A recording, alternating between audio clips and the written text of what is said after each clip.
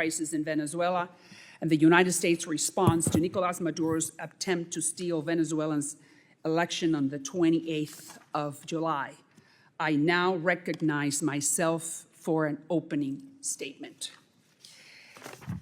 And I need to say that this is one of the most important hearings that I will do, or that I have done in my time in Congress, and the only one, unfortunately, that the United States Congress, including the Senate, will be conducting on the stolen elections in Venezuela.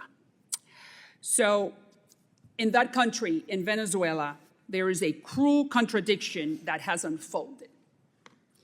Maduro has intensified its brutality through jail and death.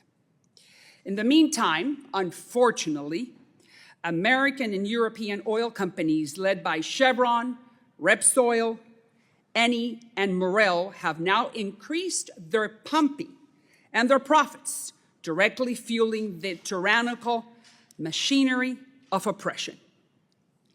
Look at this poster right here. As oppression goes up, so does the desire of companies to do business with Maduro.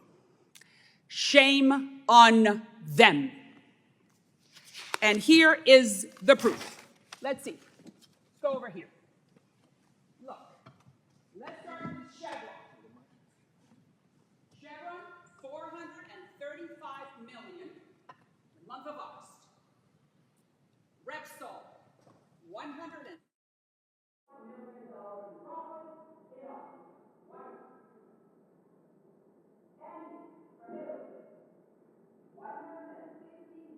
$155 million.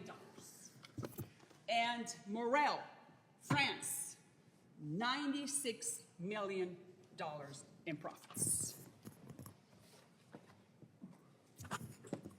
I represent the city of Miami. We are pro-capitalism.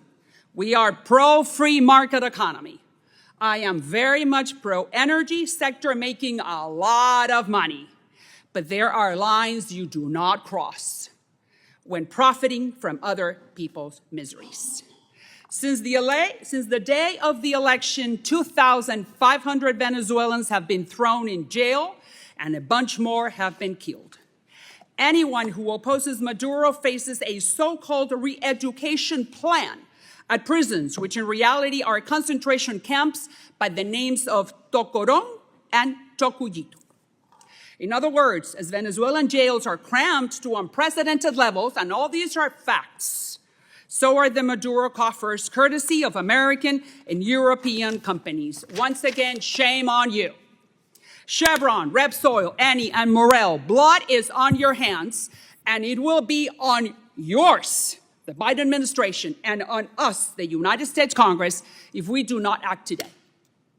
We are the United States, regardless of the party. We are the beacon of hope. We are the land of liberty. We're the moral leaders of the world. We're the beacon of democracy. So let's behave accordingly. The Dems and the Republicans. Venezuelan oil exports are at the highest level in 4 years, close to 1 million barrels a day. Right here it is. Look, almost 900,000. Look at the graph.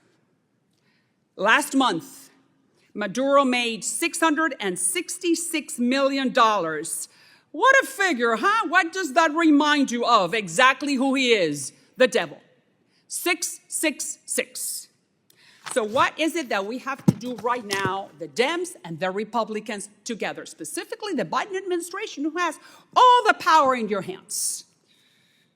First of all, I believe that we have to put a pause on every oil license for Venezuela granted by the Treasury Department, a department that the State Department guides what to do.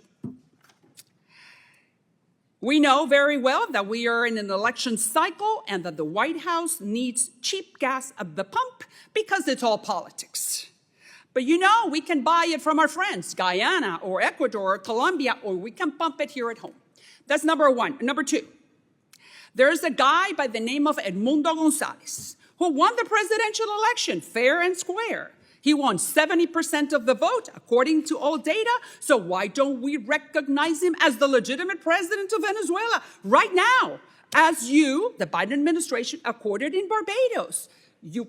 Maduro, you hold elections, and we are going to lift the sanctions. We lifted the sanctions, but he did not hold free and fair elections.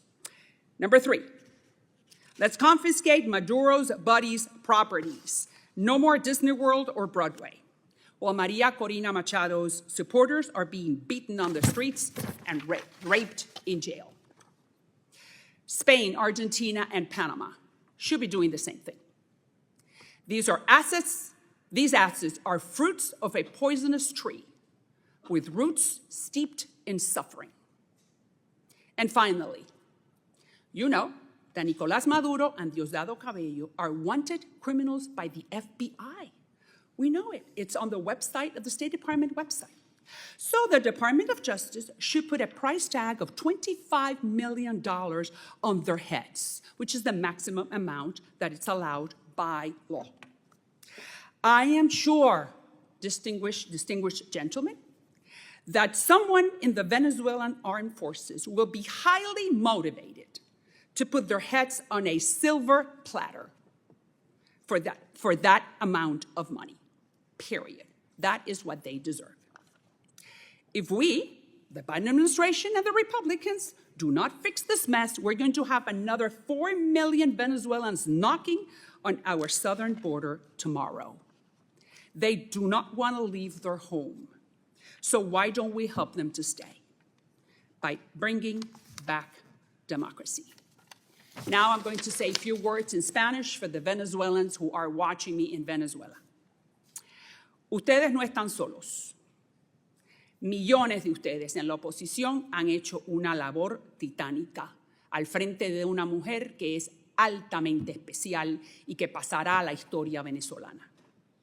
La dictadura de Maduro se sostiene por el miedo, por lo cual significa que no va a poder sostenerse para siempre. No tiene el apoyo de la gente, ahí lo demostró las elecciones.